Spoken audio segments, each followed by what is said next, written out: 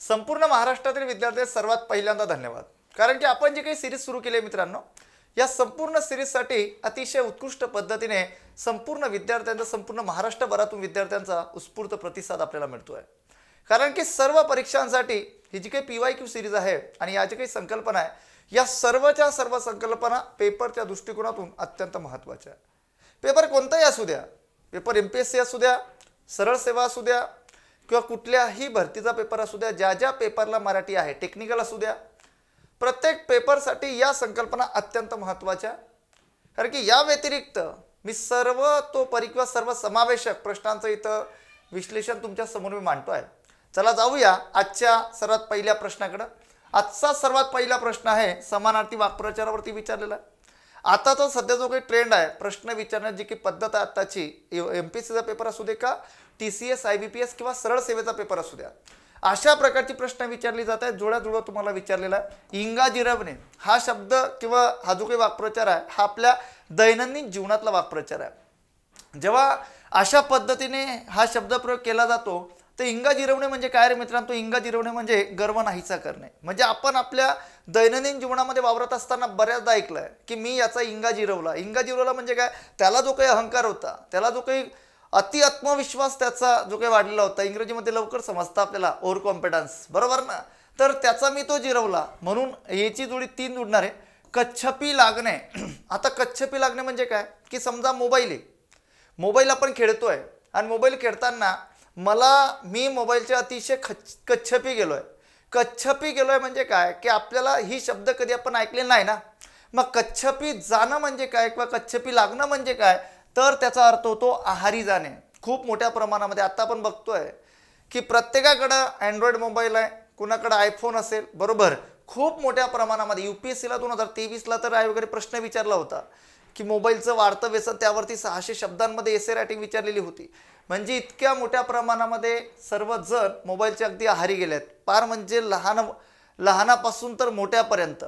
त्यानंतर तिसरा आपल्याला समानार्थी वाक्प्रचार दिला होता गंडांतर येणे। आता गंडांतर येणं सर्वांना माहिती आहे। गंडांतर येणं म्हणजे काय की संकट येणं।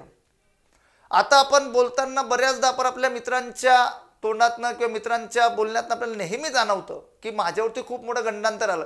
गंडांतर आलं म्हणजे काय की गंडांतर आलं म्हणजे त्या ठिकाणी संकट आलं किंवा एखादं आभाळ फाटलं, बरोबर ना? अशा पद्धतीने याची जोडी ही जोडणार आहे। पेव फुटणे म्हणजे काय रे मित्रांनो? पेव फुटणे म्हणजे काय? वाढ होणे। मग वाढ होणे याचा अर्थ आपल्याला इथे विचारलेला आहे, बरोबर ना? मग वाढ होणे म्हणजे काय? तर पेव फुटणे म्हटल्यानंतर सुकाळ होणे। सुकाळ होणे म्हणजे काय? चांगला काळ येणे किंवा त्या ठिकाणी सुबत्ता, बरोबर ना? वैभव, अशा प्रकारचे अर्थ त्यातनं प्रकट होत असतात। म्हणजे पेपर कोणताही असू द्या, अशा प्रकारच्या कन्सेप्ट तुमच्या क्लिअर होणं महत्त्वाचं आहे। प्रत्येकाचा अर्थ समजून घेणं महत्त्वाचं आहे। मग आता इथं जर आपण लक्षात घेतल्या, जोड्या जर जोडल्या तर कशा पद्धतीने एचं 3 कुठे आहे? पर्याय क्रमांक 2 हे त्याचं योग्य उत्तर आहे। एकाच ठिकाणी तिथं प्रश्नामध्ये एकाच ठिकाणी एचं 3 होतं। हा पहिला प्रश्न होता। त्यानंतर दुसरा प्रश्न आहे, शिकारी लोकांना आपल्या बंदुकीचा भारी अभिमान असतो। वाक्य पृथक्करण म्हटलं की बऱ्याच विद्यार्थ्यांच्या कन्सेप्ट एवढं क्लिअर नसतात। पण आता तुम्हाला मी सांगतो, जेवढ्या संकल्पना इथं आलेल्या आहेत ना, त्या सर्व संकल्पनांवरती मी बोलतो। मूळ विधेय म्हणजे काय असतं रे मित्रांनो? तर विधेय म्हणजे वाक्यामध्ये आलेलं जे क्रियापद असतं त्याला विधेय म्हणतात। विधेय पूरक मी तुम्हाला मागच्या लेक्चरला एक कन्सेप्ट क्लिअर करून दिली, आता पण सांगतो। विधेय पूरकाचे 3 प्रकार पडणार आहेत आणि मला कमेंट्स करून आवर्जून सांगत चला की आपली सर्वच्या सर्व लेक्चर कशी होत आहेत, तुम्हाला लेक्चर कसे वाटत आहेत, कन्सेप्ट क्लिअर होत आहेत का नाही होत आहेत, अजून कुठल्या टॉपिकची लेक्चर घ्यायला पाहिजे, आवर्जून मला कमेंट्स करून सांगा। ही सिरीज आपली शेवटपर्यंत सुरूच राहणार आहे आता। तर यामध्ये विधेय पूरकमध्ये 3 प्रकार पडतात। सर्वात पहिला प्रकार येतो तो म्हणजे कर्म किंवा त्याला आपण म्हणतो कर्म पूरक। दुसरा जो प्रकार येतो तो महत्त्वाचा प्रकार सर्वांनी ऐकलेला किंवा बऱ्याचदा अभ्यासलेला, विधी पूरक किंवा त्याला म्हटलं जातं विधानपूरक। या संकल्पनेवरती स्पेशल या संकल्पनेवरती मी यूट्यूबला लवकरच एक लेक्चर घेणार आहे। बऱ्याच विद्यार्थ्यांच्या अडचणी आणि आतापर्यंत MPSCने किंवा TCSने IBPSने जे काही सर्वच्या सर्व प्रश्न विचारलेली आहेत किंवा पोलीस भरती असेल, या सर्व पेपरमध्ये जे काही प्रश्न विचारले आहेत त्याचं विश्लेषण सुद्धा मी करून घेणार। ही संकल्पना मी आवर्जून यूट्यूबला घेणार आहे। त्यानंतर तिसरा प्रकार येतो तो म्हणजे आधारपूरक। या 3 संकल्पना कशामध्ये आलेल्या असतात? तर विधेय पूरकमध्ये येत असतात। आता या 3 संकल्पना क्लिअर होणं महत्त्वाचं आहे। आता कर्म किंवा कर्मपूरक म्हटलं तर सर्वांना माहिती आहे की वाक्यामध्ये ज्याच्यावरती प्रत्यक्ष क्रिया घडते त्याला वाक्यामध्ये कर्म म्हणून ओळखलं जातं, बरोबर. आणि विधीपूरक किंवा विधानपूरक म्हणजे काय, तर विधीपूरक किंवा विधानपूरक वाक्यामध्ये 3 प्रकारे येऊ शकतं. सर्वात पहिल्यांदा मागच्या लेक्चरला मी सांगितलंय की वाक्यामध्ये जो काही कर्ता असतो, कर्त्याच्या आधी आलेलं एखादं नाम असेल, सर्वनाम असेल किंवा एखादं विशेषण असेल, तिघच्या तिघ शब्दांना जर चतुर्थी विभक्तीचा प्रत्यय जुडलेला असेल तर तो शब्द विधानपूरक म्हणून तिथे वापरला जातो. ही सर्वात पहिली महत्त्वाची गोष्ट. दुसरी महत्त्वाची गोष्ट, कर्ता बरोबर किंवा एखादं नाम वाक्यामध्ये फक्त त्याच्या पुरतंच ते सीमित असेल. जसं आपल्याला मी तुम्हाला मागच्या लेक्चरला सांगितलं होतं की MPSCने यावरती एक प्रश्न विचारलेला होता विधानपूरकावरती, त्याच्या पुरता मामा झाला. मग त्याच्या पुरता मामा झाला म्हटल्यानंतर काय की वाक्यामध्ये जो काही कर्ता आहे, वाक्यामध्ये आलेले जे काही नाम आहे फक्त त्यांच्या पुरतीच क्रिया तिथे घडते आहे, अशा प्रकारची रचना जिथे येते का नाही त्याला मराठीमध्ये विधानपूरक ते तिथे वापरले जाऊ शकते. त्यानंतर तुम्ही मराठीमध्ये बऱ्याचदा अजून अभ्यासलेला प्रकार 3 मध्ये बघा, नंबर 1 मध्ये एकदम शॉर्टकट पद्धती आपली फ्लोचार्टची नोट जी काही आहे ती फ्लोचार्टची नोट्स तुम्हाला लवकरच उपलब्ध होणार आहे. मी लिहून देतो विधानपूरक किती प्रकारे येऊ शकतं. 3 प्रकारे.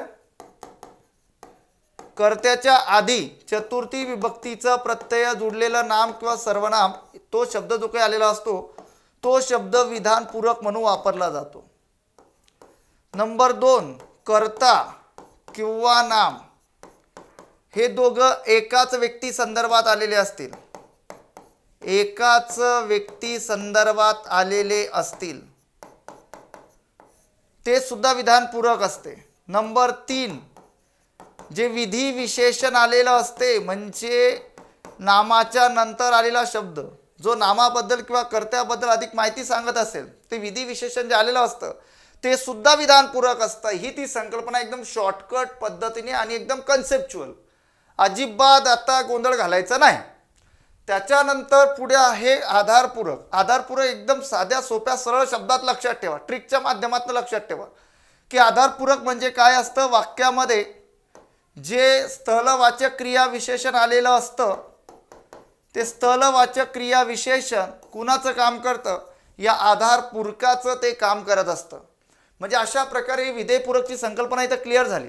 मूळ उद्देश म्हणजे तुम्हा सर्वांना माहिती आहे वाक्यामध्ये जो कर्ता आलेला असतो त्याला मूळ उद्देश म्हणतात.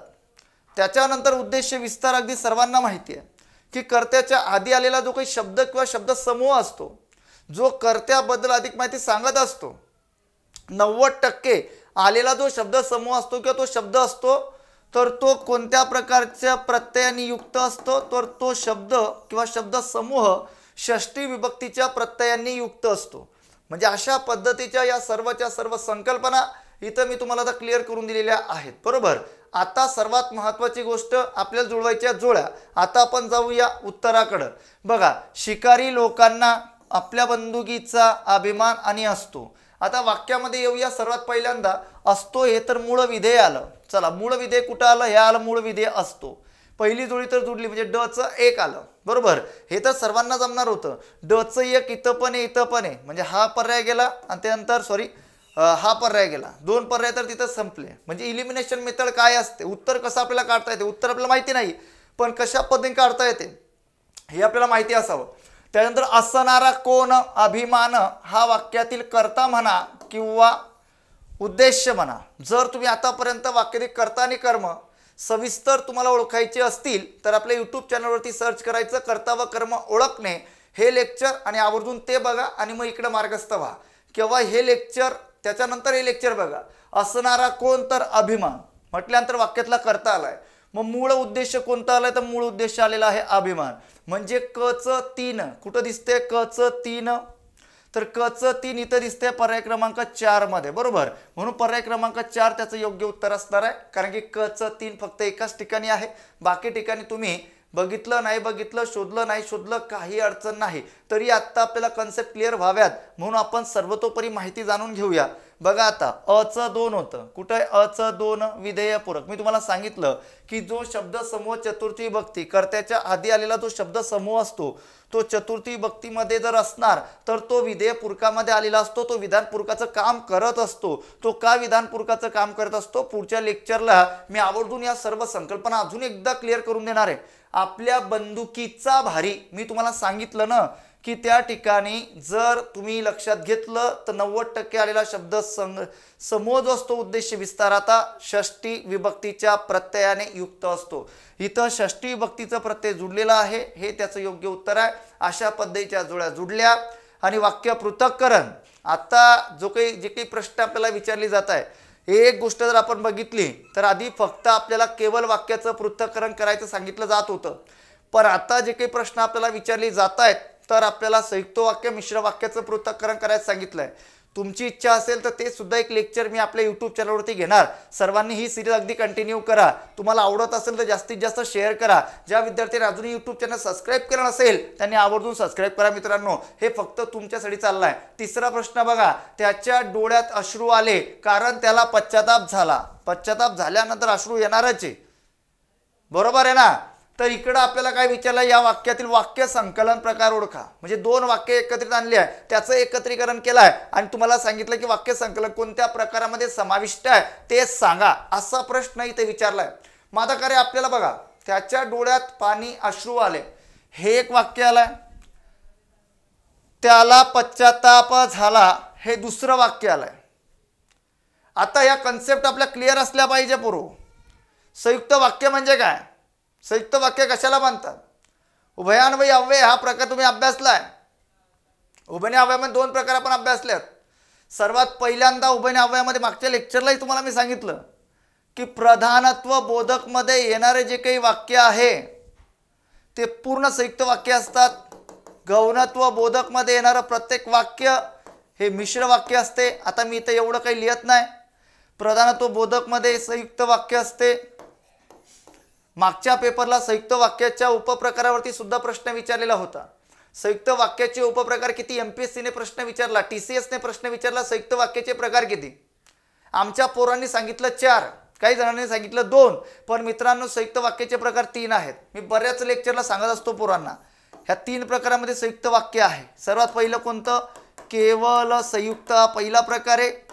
त्याच्यानंतर केवल मिश्र संयुक्त हा दुसरा प्रकार आहे, समजलं का.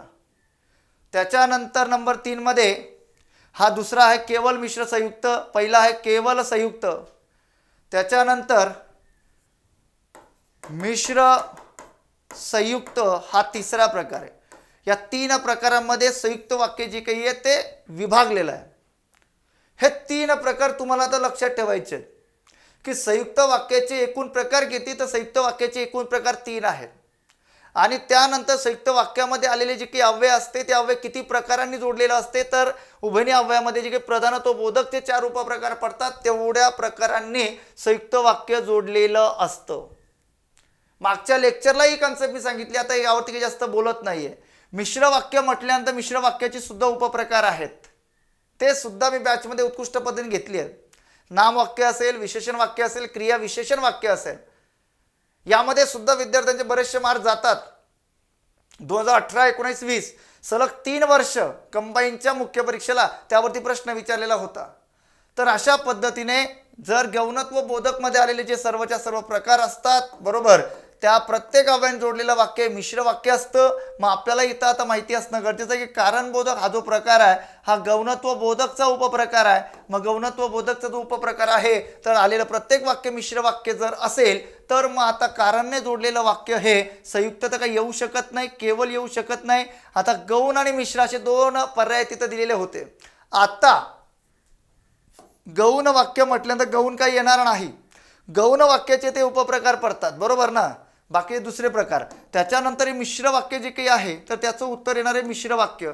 कारण मिश्र वाक्यामध्ये आलेलं जे काही अव्यय आहे कारण त्याच्याने वाक्य जोडलेलं असतं, म्हणून पर्याय क्रमांक 2 हे त्याचं योग्य उत्तर आहे.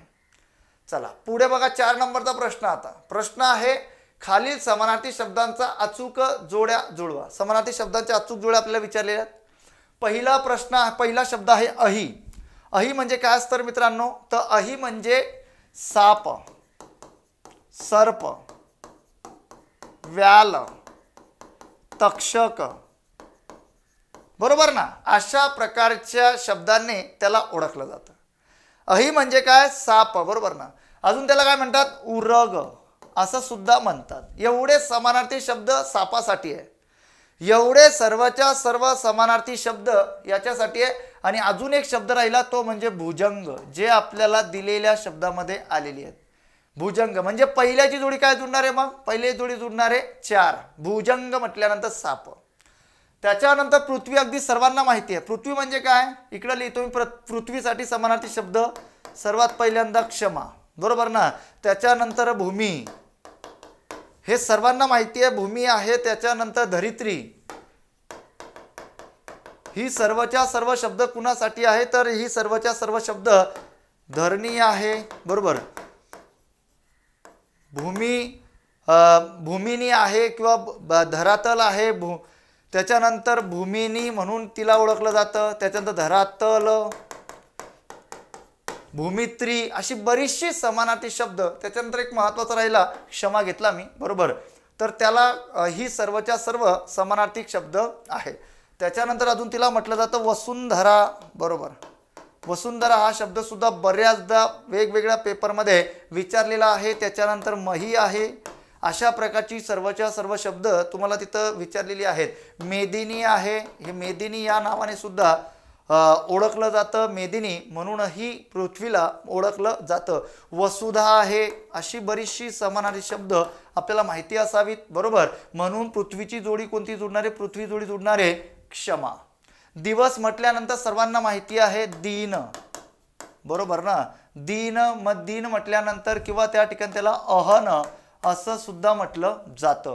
म्हणजे दीनचं जोडी जुळणारे 1 नंबर. म्हणजे आता उत्तर आपल्याला मला वाटतं येणार आहे फक्त अनल. आता अनिल म्हटल्यानंतर सर्वांना माहिती आहे, अनिल म्हटल्यानंतर काय असतं रे मित्रांनो, तर अनिल म्हटल्यानंतर वारा असतो, बरोबर ना. मारुत असतो, समीर असतो, समीरन असतो. पण आता इथं काय विचारलेलं आहे आपल्याला, अनल विचारलाय, अनल. मग अनल म्हणजे काय, तर अनल म्हटल्यानंतर आग, अनल म्हटल्यानंतर अग्नी, बरोबर. अनल म्हटल्यानंतर जात वेद, जात वेद, अशा प्रकारची विविध प्रकारची शब्द आहेत.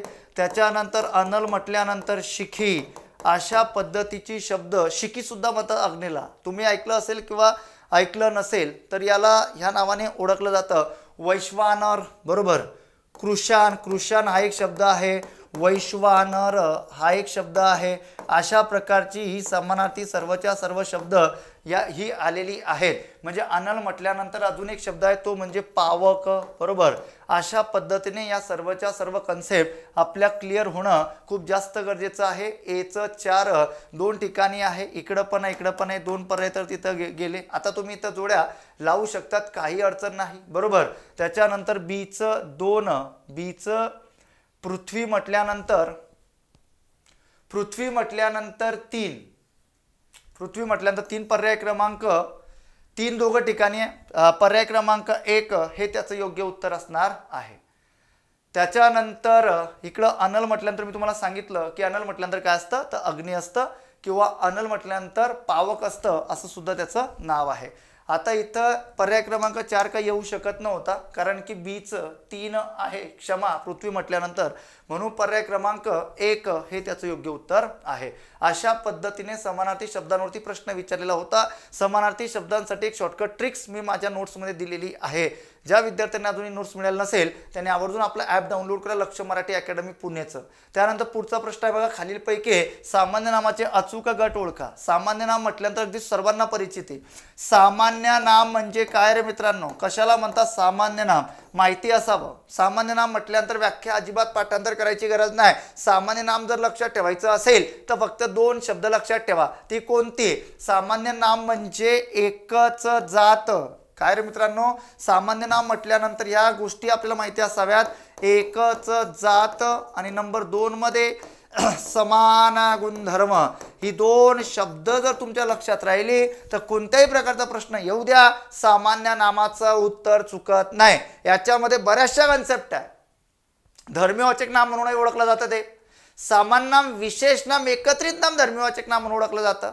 सामान्य नाम हे जातीवाचक असतं, बहुधा ते संख्येने मोजता येणारं असतं.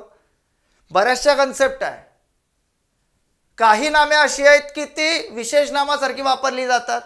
बऱ्याचशा कन्सेप्ट यामध्ये आहे. फक्त आपण जेवढा प्रश्न आपल्याला विचारलाय त्यावरती आपण चर्चा करूया. बघा, पहिला प्रश्न, सामान्य नामाचे दोन उपप्रकार पडतात. पहिला आहे समूहवाचक, दुसरा आहे पदार्थवाचक. समूहवाचक म्हटल्यानंतर समूहाचा उल्लेख होतो. पदार्थवाचक म्हटल्यानंतर ज्या नामातून ज्या नामाची गणना संख्येने केली जात नसून परिमाणाने केली जाते, अशा प्रकारे. म्हणजे या सर्व कन्सेप्ट आपल्या क्लिअर असाव्यात. शाळा आहे, घर आहे, नदी आहे, लेखणी आहे. रामा, हरी, आशा, दूध. आता रामा म्हटल्यानंतर, हरी म्हटल्यानंतर, आशा म्हटल्यानंतर विशेष नाम येणार, पर्याय क्रमांक 2 येऊ शकत नाही. वार्धक्य आहे, कीर्ती आहे, हास्य, नृत्य ही सर्वच्या सर्व भाववाचक नाम आहेत. कारण की यत्व, पना, तावा, गिरी, ऐकी, पनाईक किंवा कृतीवाचक शब्द असतील, अधिकारदर्शक शब्द असतील, व्यवसायदर्शक शब्द असतील, ही सर्वच्या सर्व येणारी जी काही शब्द असतात, ही सर्वच्या सर्व शब्द भाववाचक नामाचे कार्य करतात. मग इथं य प्रत्यय जुडलेला आहे, इथं ई प्रत्यय आहे, इथं य आहे, इथं य आहे. ही सर्वच्या सर्व भाववाचक नामे म्हणून आलेली आहेत. किंवा स्थितीदर्शक शब्द आलेले असतील तर स्थितीदर्शक शब्द सुद्धा या भाववाचक नामामध्ये येत असतात.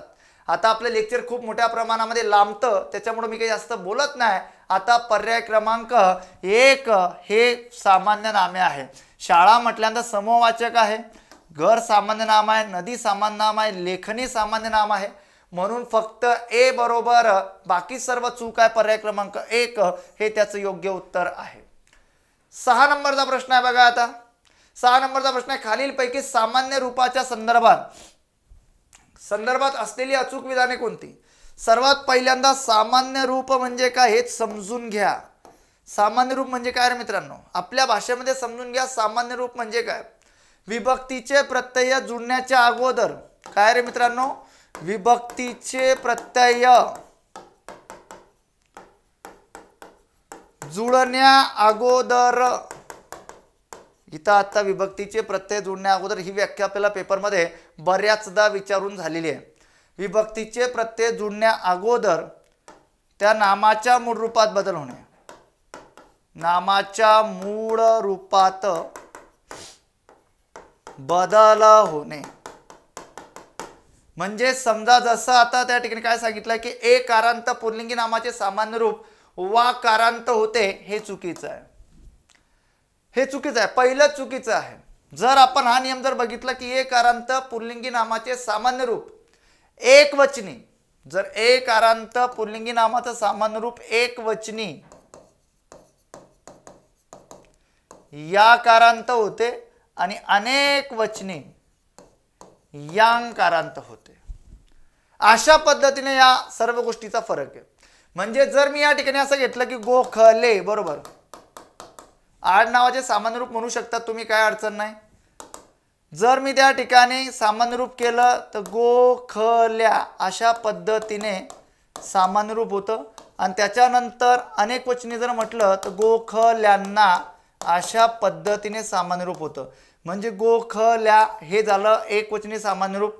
गोखल्यांना ल्यांपर्यंत जे काही झालं ते अनेक वचनी सामान्य रूप झालं. हे विभक्तीचं प्रत्यय तिथं जुडलेलं आहे.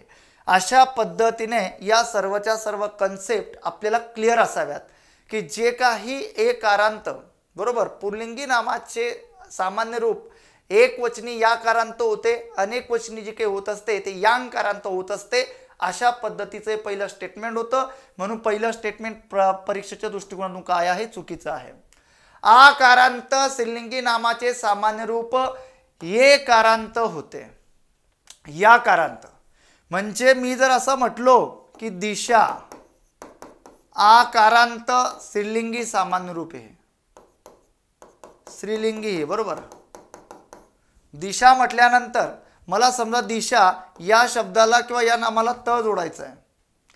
मला जर असं सांगायचं असेल की आमच्या गावाकडची लोक या पूर्वेकडच्या दिशेत राहतात, दिशेत, मग आता दिलेल्या नामाचं सामान्य रूप काय होणार आहे? दिलेल्या नामाचं सामान्य रूप होणाऱ्या विभक्तीचं प्रत्यय जोडण्याच्या अगोदर त्या मूळ रूपामध्ये झालेला बदल दिशे. मग दिशे म्हटल्यानंतर त्याला तुम्ही अशा पद्धतीचं प्रत्यय जोडू शकता. दिशेत, पूर्वेत, पश्चिमेत. म्हणजे त्या ठिकाणी जर आपण लक्षात घेतलं आकारांत, आकारांत बरोबर ना. दिशेत म्हटल्यानंतर आकारांत आला ना. त्याच्यानंतर अजून एक उदाहरण सांगू शकतो मी तुम्हाला. शिक्षिका. शिक्षिका म्हटल्यानंतर काय, शिक्षिका आकारांत आहे. दिलेल्या नामाचं सामान्य रूप काय होणार आहे, शिक्षिके बरोबर ना. शिक्षिके. अशा पद्धतीने त्याचं सामान्य रूप केलं जातं. आकारांत स्त्रीलिंगी नामाचं सामान्य रूप एकारांत होते. दुसरं जो आलेला पर्याय तो अगदी बरोबर आहे की एकारांत होत असते. शिक्षिका, शिक्षिकेता, शिक्षिकेने अशा पद्धतीने त्याला आपण विभक्तीची प्रत्यय जोडू शकतो. म्हणून इथं आकारांत दिलेल्या नामाचे सामान्य रूप एकारांत होत असते बरोबर आहे. ईकारांत नपुसकलिंगी नामाचे सामान्य रूप याकारांत होते. ईकारांत नपुसकलिंगी नामाचा विचारलाय, ईकारांत विचारलाय, हे बरोबर आहे. कारण की पाणी म्हटल्यानंतर हे सामान्य रूप आहे. हे सॉरी, पाणी म्हटल्यानंतर हे नपुसकलिंगी नाम आहे. पाणी असेल, लोणी असेल बरोबर, दही असेल, ही सर्वच्या सर्व सामान्य रूप सॉरी सर्वच्या सर्व नपुसकलिंगी नामे आहेत. यांचं सामान्य रूप तुम्हाला काय कारांत होते म्हणे, या कारांत होते बरोबर आहे. कशा पद्धतीने पाणी, पाणी म्हटल्यानंतर याचं सामान्य रूप काय होणार आहे, पाण्या. लोणी म्हटल्यानंतर लोणीचं सामान्य रूप काय होणार आहे, लोण्या. अशा पद्धतीने याचं सामान्य रूप काय होऊ शकतं, तर लोण्या. अशा पद्धतीने सामान्य रूप होऊ शकतं. दही म्हटल्यानंतर दह्या. अशा पद्धतीने तुम्ही कुठल्याही प्रकारचं प्रत्यय या प्रकारच्या नामांना जोडू शकतात. म्हणजे सांगण्याचा उद्देश एकच होता की जे 3 स्टेटमेंट एमपीएससीच्या पेपरला विचारलेले होते, याचा वन लाइनर जर प्रश्न विचारायचा झाला तर टीसीएस IBPS ला विचारला जातो. म्हणून इकडे जर आपण लक्षात घेतलं तर फक्त बी आणि सी बरोबर ए चूक आहे. कोणता पर्याय दिसतोय, बी आणि सी बरोबर ए चूक, पर्याय क्रमांक 2 हे त्याचं योग्य उत्तर आहे. चला पुढे आता बघा. आता पुढचा प्रश्न, लोकांनी सभा उधळली. TCS ला विचारलेला प्रश्न, MPSC ने सुद्धा विचारलेला प्रश्न. लोकांनी सभा उधळली या वाक्यातील शब्द जाती बदलून क्रिया विशेषण वापरून वाक्य रूपांतरण केल्यास असे विधान तयार होईल. मग कसं विधान तयार होते, खालील अचूक पर्याय निवडा. लोक सभा उधळतील, इथं भविष्यकाळ येतोय म्हणजे इथं तर काही रचना येऊ शकत नाही. लोकांनी सभा होऊ दिली नाही, इथं तर संयुक्त क्रियापद आलेलं आहे. आपल्याला क्रिया विशेषण अव्ययाचा वापर करायला सांगितलाय. क्रिया विशेषण अव्ययाचा वापर करायला सांगितलाय. उधळली हा शब्द क्रिया विशेषण अव्यय म्हणून तिथं वापरायला सांगितलाय.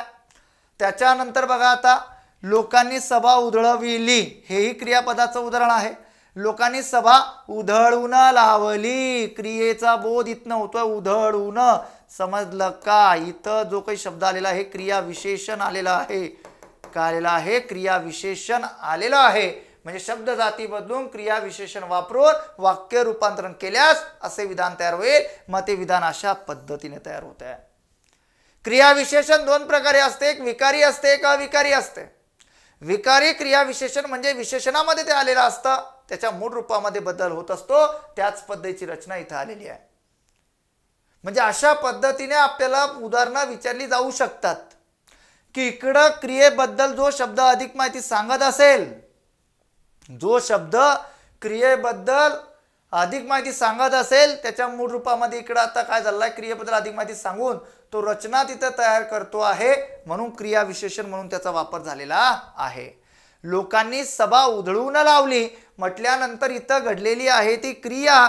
मग त्यातून जर क्रियेबद्दल अधिक माहिती एखाद्या वाक्यांना दिसत असेल तर ते क्रिया विशेषण असतं. लक्षात ठेवा, ते क्रिया विशेषण अव्यय असतं. अशा पद्धतीने रचना इथं आलेली आहे. मग सर आता इथं काय वापरलेलं आहे, हे क्रिया विशेषण अव्यय म्हणून वापरलेलं आहे.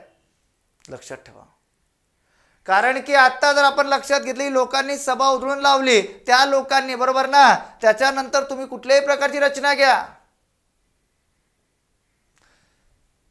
सौरभीने सभा उधळून लावली, याच्यामध्ये बदल होत नाही. विकारी अविकारी म्हटल्यानंतर ते अविकारीमध्ये समाविष्ट होते, म्हणून पर्याय क्रमांक 4 हे त्याचं योग्य उत्तर आहे. फक्त माझा प्रश्न इथं एकच होता, कन्सेप्ट माझी एकच होती की क्रिया विशेषण अव्यय म्हणून वापर झालेल्या शब्दाचं वाक्य तुम्हाला ओळखायचं होतं. प्रत्येक ठिकाणी तशा पद्धतीची रचना आलेली न होती, इकडे रचना आलेली होती, म्हणून पर्याय क्रमांक 4. जास्त त्या ठिकाणी अवघडमध्ये जायचं नाही. पुन्हा प्रश्न विचारलेला आहे, जोड्या जुळवावरती प्रश्न आलाय. विशेषण व त्यांचे उपप्रकार यांच्या योग्य जोड्या लावा. आधी विशेषण म्हटले अगदी सर्वांना माहिती आहे. आधी विशेषण म्हटल्यानंतर नामाच्या अगोदर वापरलेले जे विशेषण असतं ते आधी विशेषण असतं. मग आता आधी विशेषण म्हटल्यानंतर कोणता आलेला आहे? हुशार मुलगा. मुलगा याच्या आधी आलेला आहे हुशार. विधी विशेषण म्हटल्यानंतर नामाच्या नंतर म्हटल्यानंतर नभ म्हणजे आकाश आणि निळे म्हटल्यानंतर गुण विशेषण आहे. नामाच्या नंतर त्याचा वापर झालेला आहे. बरोबर, 2 जुळ्या तर जुळल्या. विकारी विशेषण मोठा मोठी मोठे, काळा काळी काळे. बरोबर, ते विकारी विशेषण आहेत, म्हणजे इकडं त्याच्या मूळ रूपामध्ये बदल होतो. बरोबर. थोर व्याकरणकार अविकारी विशेषण. थोर व्याकरणकार मंगळूरकर साहेबांनी आपल्याला सांगितलेलं आहे विकारासह विकाराशिवाय 2 प्रकार त्यांनी सांगितलेले आहेत. समजलं का? मग 2 प्रकार जर त्यांनी सांगितलेले आहेत, त्यांनी विकारासह विकाराशिवाय. विकारासह म्हणजे ज्याच्यामध्ये बदल होतात, विकारासह बदल होत नाही त्याच्यामध्ये त्यांनी गण सुद्धा पाडलेत. मी माझ्या बॅचमध्ये सांगितले आहेत. पांढरा गण काय आहे काय नाही सर्व विश्लेषित करून सांगितलेलं आहे मी बॅचमध्ये, विशेषण या चॅप्टरमध्ये. आणि लगेच तिकडं प्रश्न विचारला गेला. अविकारी विशेषण म्हटल्यानंतर गोड आणि उंच. बरोबर, मुलगा गोड आहे, मुलगी गोड आहे, याच्या मूळ रूपामध्ये बदल होत नाही. सौरभी उंच आहे, महेश उंच आहे, बदल होत नाही. ती अविकारी विशेषण असतात. सविस्तर मी मांडणी केलेली आहे. अकारांत, इकारांत, उकारांत मी सर्व सांगितले आहेत की कोणत्या विशेषणामध्ये बदल होतो, कोणती विशेषणे विकारी असतात, कोणती अविकारी असतात. सर्व सविस्तर मांडणी मी बॅचमध्ये केलेली आहे. आता जेवढं तुम्हाला इथं मला शक्य असणार तेवढं मी इथं विश्लेषण करून देतोय. आता इथं आपल्याला थोडा जुळवता येणार आहे.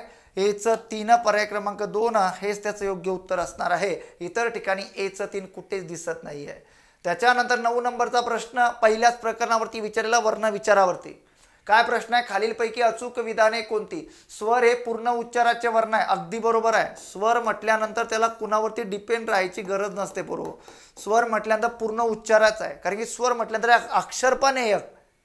त्याच्यामुळं पहिलं जे स्टेटमेंट आहे ते अगदी बरोबर आहे की स्वर हे पूर्ण उच्चाराचे वर्ण. यस, जसं अक्षर असतं तसं स्वर आहे. दुसरं, व्यंजने अपूर्ण उच्चाराची नसतात, हे चुकीचं आहे. व्यंजने नेहमी अपूर्ण उच्चाराची असतात, कारण की व्यंजनांची ओळख याची कशी की त्या ठिकाणी क जर लिहिला त्यातला त्या ठिकाणी कोणतं चिन्ह दिलं असतं, त्याला दिलं असतं हल चिन्ह. ही त्याची ओळखच आहे. आपल्या भाषेमध्ये त्याला आपण म्हणतो पाय मोडणे, पण असं व्याकरणिकदृष्ट्या भाषेमध्ये नका म्हणू. त्याला व्याकरणिकदृष्ट्या भाषेमध्ये हल चिन्ह या नावानेच ओळखा. समजलं का? पेपरमध्ये जी प्रश्न विचारली होती हल चिन्ह या नावानेच ओळखायची सांगितलेली असतात. म्हणून इकडं दुसरं स्टेटमेंट ते चुकीचं आहे. 2 स्वर एकत्र येऊन स्वरादी बनतात, हे चुकीचं आहे. स्वरादी तुम्हा सर्वांना माहिती आहे की अनुस्वर आणि विसर्गाचा वापर केलेला असतो. आणि त्याच्यानंतर आहा, ह्या 2 स्वरादी आहे. बरोबर ना? मग या 2 स्वरादी म्हणजे कसं की अनुस्वराचा वापर केला जातो त्याचा उच्चार करताना, त्याच्यानंतर विसर्गाचा वापर केला जातो त्याचा उच्चार करताना. अनुस्वर म्हटल्यानंतर आपल्या भाषेमध्ये टिंब आणि विसर्ग म्हटल्यानंतर आपल्या भाषेमध्ये उभे 2 टिंब, संपला विषय. अशा पद्धतीने स्वरादी असते. 2 स्वर जेव्हा एकत्र येतात, जेव्हा जे बनतं त्याला संयुक्त स्वर म्हणतात, त्याला स्वरादी म्हणत नाही. म्हणून हेही चुकीचं होतं. फक्त ए बरोबर, बाकी सर्व चूक होतं. पर्याय क्रमांक 2 हे त्याचं योग्य उत्तर आहे. समजलं का? अशा पद्धतीने 9 नंबरचा प्रश्न. 10 नंबरचा प्रश्न अगदी 10-15 10-15 अशा प्रश्नांची सिरीज आपली आहे. विश्लेषण अगदी सविस्तर आहे. तुम्हाला आपण तिथं जाणवत असेल. बरोबर ना? मला कमेंट्समध्ये सांगत चाला आवर्जून. लेक्चर समजतंय कसं समजतंय आवर्जून सांगत चाला. ही सिरीज कंटिन्यू ठेवायची नाही ठेवायची ते पण मला सांगा. एक गोष्ट दुसऱ्यावर अवलंबून असते. अशा आशयाची वाक्य जरी तरी किंवा या अव्ययांनी जोडलेली असतात अशा वाक्यांना काय म्हणतात? जिथं जर तर येतं, बरोबर ना, तिथं सर्वांना माहिती आहे आज्ञार्थी तर काही येऊ शकत नाही, आज्ञा तर काही आलेली नसते, प्रश्नार्थी नाही येऊ शकत, विधानार्थी नाही येऊ शकत. पर्याय क्रमांक 2 हे त्याचं योग्य उत्तर असते संकेतार्थी. कारण संकेतार्थी म्हटल्यानंतर जर तरची रचना त्या पद्धतीने त्या अर्थाने तिथे आलेली असते. जर तर म्हटल्यानंतर सर्वांना माहिती आहे. संकेतार्थी, संकेतार्थी, संकेत म्हटल्यानंतर काय असतं रे मित्रांनो? संकेत म्हणजे काय? तर संकेत म्हणजे अट, अशा प्रकारची रचना त्यामध्ये समाविष्ट असते. म्हणजे आता उदाहरण जर मला असं म्हणायचं असेल, जर मी तुला फोन केला तर तू माझ्या घरी ये, अशा पद्धतीने. जरी मी त्याला निमंत्रण दिले नाही तरी तो आला नाही, किंवा जरी मी त्याला निमंत्रण दिले तरी तो आला नाही, अशा पद्धतीने तुम्ही रचना करू शकतात. जर हवेत गारवा आला तर पावसाला सुरुवात होईल, किंवा जर पाऊस झाला तर हवेत गारवा येईल. कशाही प्रकारची उदाहरणं तुम्ही तयार करू शकता मराठीमध्ये. अजून तुम्हाला काही अडचण असेल तर तुम्ही मला आवर्जून विचारू शकतात. ही 10 नंबरचं 10 प्रश्नांची आपलं विश्लेषणाची परिपूर्ण जी काही सिरीज होती झाली. आता याच्यानंतर भाग 4चं लेक्चर घेऊन होतो. तोपर्यंत सर्वांना धन्यवाद. जय हिंद, जय महाराष्ट्र.